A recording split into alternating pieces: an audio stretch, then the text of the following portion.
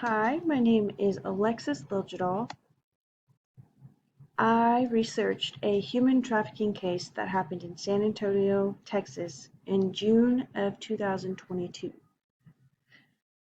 This all happened because someone made a call after finding a human body on the side of the road. As the call was coming in, the person informed them there were more bodies in a tractor trailer.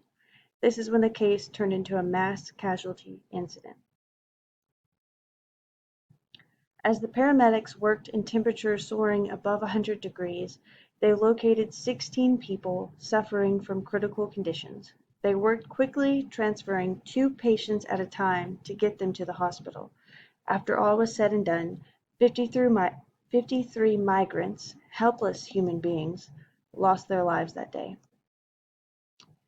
The tragic event that took place shook San Antonio to their core, leaving families and friends of the deceased with grief and anger. The community organizations and local leaders came together to provide support and organize vigils and memorials to honor the victims. The incident started much needed discussions about immigration and human trafficking. Many people in the area began to speak about the conditions that led to tragedies like this, calling for reforms on immigration policy and better protection for vulnerable individuals. The community united in grief, hoping for change to prevent any more tragic events. This also revealed any weakness or unpreparedness in emergency response systems. This tragedy forced everyone to see the faults and improve training and resources. Community leaders worked with the fire department and medical services to address the issues, so responders could be better equipped for situations in the future. The impact on the local funeral director is vast. After being alerted to the incident, the funeral director likely received updates about the number of deceased and the assistance with the deceased. Then they would have to take on the daunting task of calling the families and informing them of the situation, and probably putting their facility into overdrive with how many bodies would need to be cared for. The funeral director might have collaborated with local organizations, religious groups, and maybe international agencies to help with communication for families that live in other countries.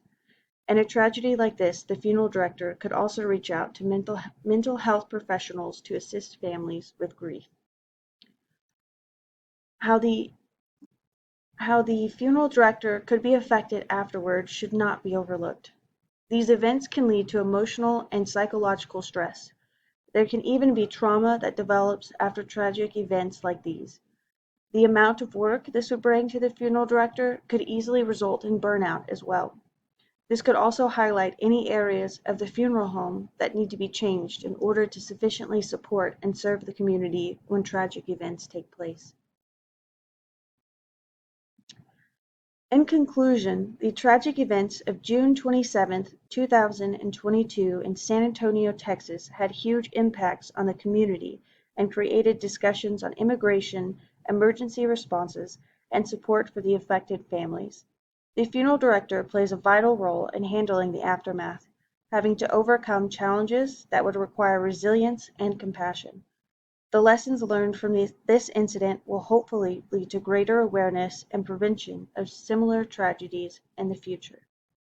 Thank you.